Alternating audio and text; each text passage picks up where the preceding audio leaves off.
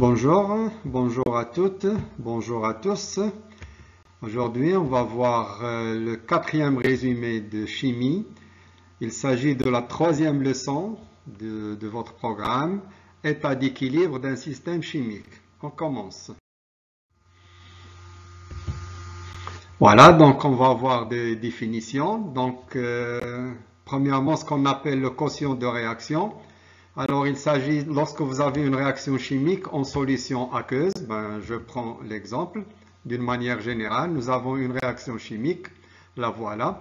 Chaque réaction chimique, d'après la leçon précédente, on a étudié ce qu'on appelle une réaction non totale ou bien limitée. Alors, puisqu'il reste une certaine quantité de réactifs, donc on veut comparer la quantité de matière formée des produits par rapport à la quantité de matière restante des réactifs.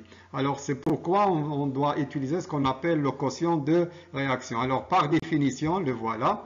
C'est quoi le quotient de réaction? C'est une comparaison. On prend les concentrations des produits que nous avons à droite, c'est-à-dire la concentration de C à la puissance son coefficient stoichiométrique, C, fois la concentration du deuxième produit D à la puissance son coefficient petit d, divisé par les réactifs, ce que vous avez à gauche, c'est-à-dire la concentration de A à la puissance petit a, le coefficient, fois la concentration de B à la puissance son coefficient B. Voilà, ça c'est par définition.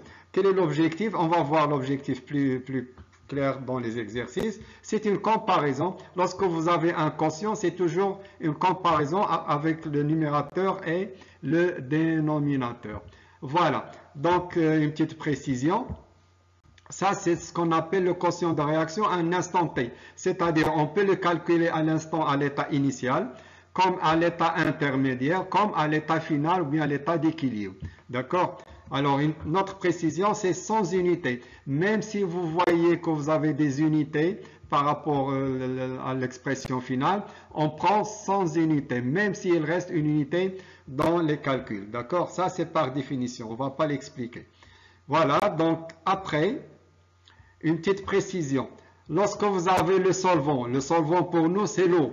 Et lorsque vous avez un réactif ou bien un produit à l'état solide, il ne faut pas les considérer. On ne tient pas compte des solvants qui sont en excès et des solides. On ne prend que les espèces dissoutes. D'accord? Rien que les espèces dans un état aqueux. Voilà. Donc, voilà, on va voir des exemples juste après.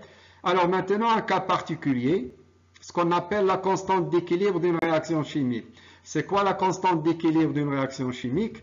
Voilà. Donc la constante, ce n'est rien d'autre que le quotient, mais on va le prendre à l'état final, à l'état d'équilibre. D'accord? Voilà, je vais le préciser ici. Je reprends le même quotient, mais à l'état d'équilibre. Ça, c'est dans le cas général, c'est-à-dire à n'importe quel instant. Alors, si on prend à l'état d'équilibre, à l'état final, ça, le quotient de réaction, on va le nommer K, on va le noter par K, et on va l'appeler la constante d'équilibre. Pourquoi? Parce que la valeur du quotient de réaction à l'état final, pour une réaction chimique déterminée, elle a toujours la même valeur. C'est ce que je vais préciser ici. Alors, K ne dépend pas de l'état initial du système chimique. Alors, on considère par exemple cette réaction et on va calculer son quotient de réaction à l'état final. Quelles que soient les quantités que nous allons prendre à l'état initial de A et de B, alors même si vous changez les quantités initiales, à la fin de la réaction, si vous calculez le quotient, vous allez trouver le même résultat. C'est pourquoi on a dit le quotient, on l'a nommé par le mot constante. D'accord? Autre remarque, c'est que la valeur de K ne varie que par la température. Et puisque nous, on va garder toujours la même température, en général c'est 25 degrés Celsius, donc ça va être une valeur qui est toujours constante. Voilà, donc ici, une petite précision. Lorsque vous calculez la constante d'équilibre, ou bien ce qu'on appelle le quotient de réaction à l'équilibre, le quotient de réaction à l'équilibre, sa valeur, lorsque vous trouvez une valeur qui est supérieure à 10 puissance 4, alors on peut dire que cette relation, ou bien cette réaction, elle est totale. Ça veut dire quoi? 10 000, 10 puissance 4, ça fait 10 000. C'est-à-dire que la quantité des produits est 10 000 fois plus grande que la quantité des réactifs. Donc les réactifs ils seront négligeables, donc on peut dire que la réaction elle est totale. Alors avant de finir, je vais prendre des exemples. Voilà. Voilà, je prends des exemples. Alors, je prends la réaction chimique suivante. Alors, toutes les espèces, les réactifs et les produits sont dans un état aqueux. Ce sont des espèces dissoutes dans la solution. Donc, l'expression, elle sera directe. Donc, la constante d'équilibre, ce n'est rien d'autre que le quotient de réaction et l'équilibre. On va prendre les produits, ce que nous avons à droite. Je prends le premier, c'est I-.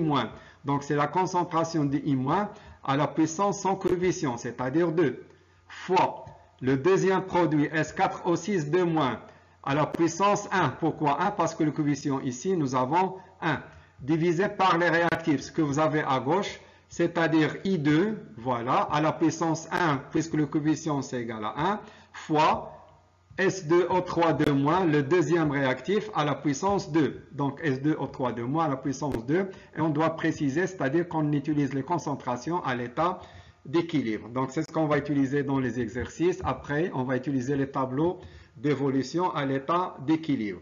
Alors l'utilité, c'est que ce quotient, il est surtout utile pour les réactions non totales, d'accord? Pour les réactions limitées qui conduisent à un état d'équilibre. Je prends un autre exemple. Voilà, je prends l'acide acétique, CH3COH avec l'eau. Donc la base conjuguée, c'est H3CO- et l'acide conjugué de l'eau, H3O+, l'ion hydronium ou bien de manière générale oxonium. Alors pourquoi j'ai pris cet exemple? Parce que nous avons ici l'eau. L'eau, c'est notre solvant qui est en excès. Et par définition, la condition du quotient d'équilibre, c'est qu'on ne considère pas les solvants qui sont en excès. Donc l'écriture, elle sera simple. Je vais prendre les produits qui sont à droite.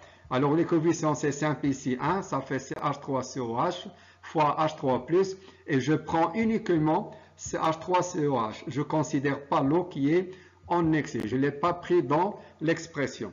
Un dernier exemple.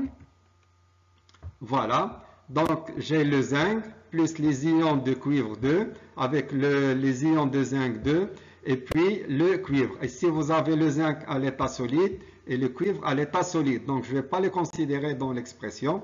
Et comme ça, on aura l'expression très simple. Ce que vous avez à droite, donc c'est seulement les ions aqueux, Zn2+, à la puissance 1. Et ce que vous avez à gauche, je ne considère pas le zinc, je prends uniquement les ions Cu2+. Et voilà l'expression du quotient à la réaction, quotient de réaction à l'état d'équilibre ou bien la constante d'équilibre. Voilà, j'espère que c'est clair. Donc on va utiliser tout ça sous forme d'exercice. Merci et au prochain résumé.